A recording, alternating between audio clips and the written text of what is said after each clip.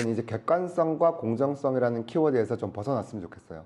제도를 만드는 것도 사람이고 평가를 하는 것도 사람입니다. 객관적일 수가 없어요. 평가나 보상에 있어서 오히려 HR이 신경 써야 되는 부분은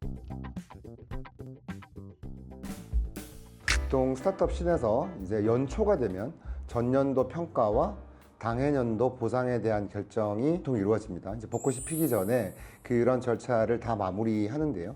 평가와 보상 절차가 끝났다고 해서 HR의 역할이 완전히 끝난 것은 아니죠. 굉장히 중요한 역할이 남아 있는데, 평가와 보상 결과에 대한 구성원들의 이해를 돕기 위한 작업이 남아 있습니다. 평가 이제 등급이 부여될 수도 있고요. 또는 등급 없이 잘했던 것에 대한 인정, 그리고 부족한 것에 대한 성장을 위한 코칭 피드백들이 제공됐을 텐데요. 이제 거기에 대해서 리더가 줬던 피드백이 구성원이 다 공감하는 경우도 있겠지만 그렇지 않은 경우들이 많거든요.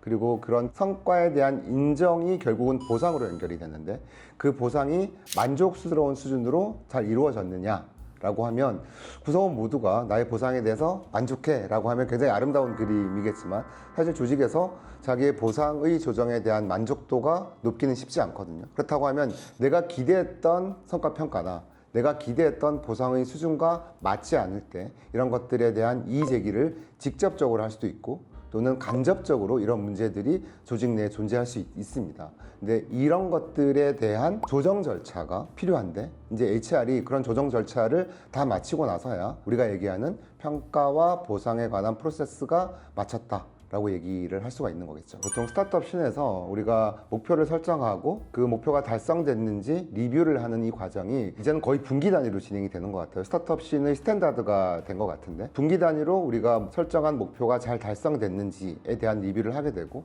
그 과정에서 개인의 기여도에 대한 인정, 그리고 무엇을 잘했고 무엇이 부족했는지에 대한 피드백을 보통 진행을 합니다. 분기 단위로 리더가 구성원과 원원원 형태로 그런 피드백 절차를 진행을 하는데, 잘했던 것과 부족했던 것을 정확하게 구성원에게 전달했다, 그리고 리더의 생각을 구성원이 정확하게 이해했다 라고 하면 연말 평가와 보상 절차에 있어서 리더가 준 평가 등급과 보상의 수준, 구성원이 기대했던 평가의 등급과 보상의 수준이 그렇게 큰 차이가 나지 않을 거예요. 근데 이게 큰 차이가 나는 이유는 리더가 생각하고 있는 그 구성원의 잘한 부분과 부족한 부분이 그 구성원에게 정확하게 전달되지 않았기 때문에 이런 문제가 생기는 거거든요.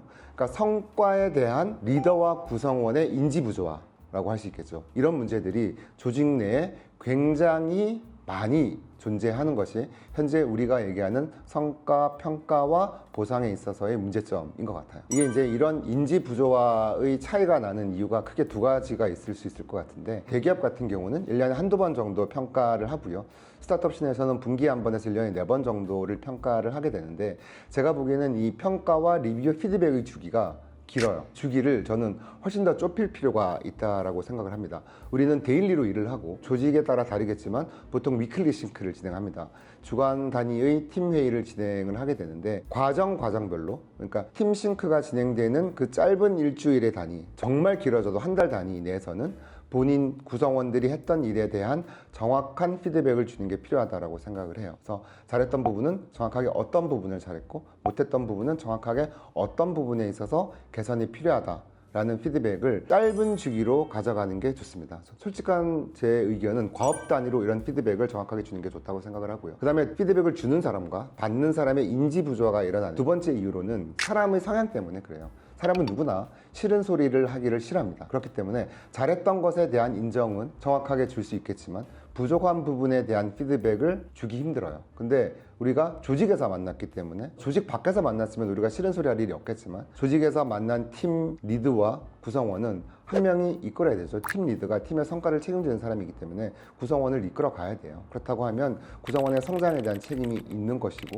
구성원이 성장해야 되는 포인트에 대한 피드백을 정확하게 줘야 됩니다. 근데 이런 것들을 보통 리더들이 잘 못해요. 또는 리더가 구성원에게 나는 분명히 이런 부분이 문제가 있다라고 피드백을 줬는데 구성원은 인지를 못하는 경우도 많아요. 그러니까 피드백의 온도가 어느 정도였느냐라는 거겠죠.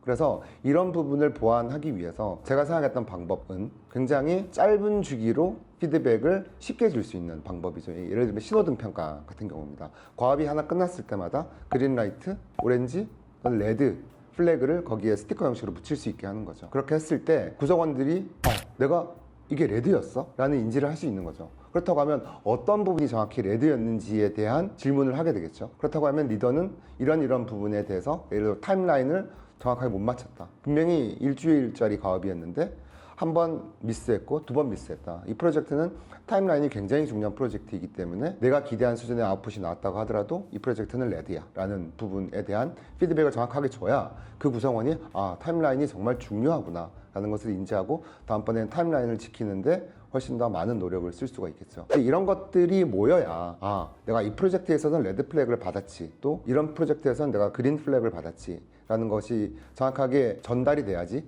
리더가 생각하는 성과와 구성원이 생각하는 성과의 갭을 줄일 수 있다고 생각을 합니다. 이 피드백을 줄 때 과업 단위로 피드백을 주게 되면 성장을 위한 피드백을 할 때도 그 사람에 대한 공격이 아니라 이 프로젝트의 어떤 역량이나 프로젝트에서의 타임라인, 단편적인 부분에 대한 코칭을 하는 것이기 때문에 훨씬 더 감정적으로도 덜 다치고 내가 어떤 부분을 고쳐야 되는구나 라는 것에 대한 인지를 하게 되죠. 그런 설문조사가 있었거든요. MZ세대는 어떤 리더를 선호하느냐 라고 했을 때 정확한 피드백을 주는 리더를 선호한다라는 설문조사가 있어요.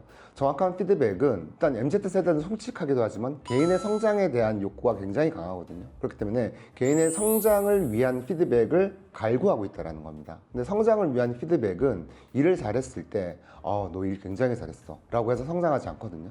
잘했다라고 하면 뭘 잘했는지, 부족하다라고 하면 뭐가 부족했는지에 대한 정확한 인지를 할 수 있게끔 해줘야 다음번에는 잘했던 부분은 더 잘할 수 있고 부족했던 부분은 보완을 할 수 있는 거거든요. 근데 이런 것들이 정확하게 전달되지 않으면서 구성원은 성장에 대한 갈구를 하게 되고 구성원은 내가 정말 일을 잘했구나, 높은 평가의 등급이나 높은 보상의 조정을 기대하게 되는 거죠. 그런 인지 부조화가 1년에 한 번 왔을 때 굉장히 큰 홍역을 앓게 되는 거죠. 그런 문제점들을 줄이기 위해서 굉장히 짧은 주기로 과업 단위로 잘했던 부분, 부족했던 부분에 대한 정확한 피드백이 전달되는 게 중요하다라고 생각을 하는 겁니다. 맞아요.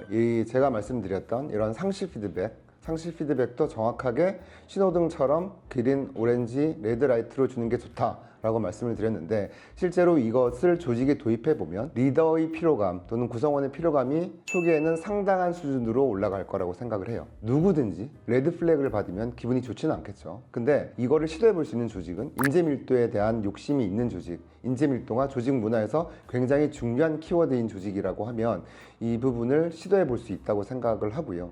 이게 시도가 돼서 잘 자리 잡으면 조직 내에 건강한 긴장감이 조성이 되면서 훨씬 더 인재 밀도나 업무의 생산성, 효율성이 올라갈 거라고 생각을 합니다. 평가와 보상 제도를 설계하는 데 있어서 CEO도 그렇고 HR도 그렇고 굉장히 많은 시간과 리소스를 쓰고 있어요. 근데 그들이 집중하는 게 뭐냐면 평가의 객관성과 공정성이라는 키워드거든요. 저는 이제 객관성과 공정성이라는 키워드에서 좀 벗어났으면 좋겠어요. 평가의 제도를 만드는 것도 사람이고 실제로 그 제도를 기반으로 평가를 하는 것도 사람입니다. 객관적일 수가 없어요. 그렇기 때문에 객관적인 평가 제도를 만들고 싶어하는 욕심을 좀 내려놨으면 좋겠고 평가나 보상에 있어서 오히려 HR이 신경 써야 되는 부분은 구성원의 피드백 수용성입니다. 이 평가 등급을 리더가 줬을 때 이 정도의 평가 등급이겠구나 라는 수용성을 높일 수 있도록 고민을 많이 해야 된다는 거죠. 근데 평가 등급에 있어서 수용성을 높이려고 하면 아까 말씀드렸던 바와 같이 나의 성과에 대한 인지의 부조화를 줄여줘야 되거든요. 인지의 부조화를 줄여주기 위해서는 짧은 주기의 평가, 그리고 이 평가 등급에 대한 신호등 색깔을 공통적으로 리더와 구성원이 가지는 게 훨씬 더 중요하다는 거죠. 그러니까 예를 들어서 분기 단위로 한 10개의 프로젝트를 했다고 가정을 해볼게요. 그러면은 10개의 신호등 사인을 받게 되겠죠. 이런 것들이 4개의 분기가 모이면 40개의 신호등 사인이 모이는 겁니다. 이게 합쳐지면 저는 별도의 평가가 필요 없다고 봐요. 우리가 마지막 평가 시즌이 되면 어느 정도 파인 튜닝이 필요하긴 하겠지만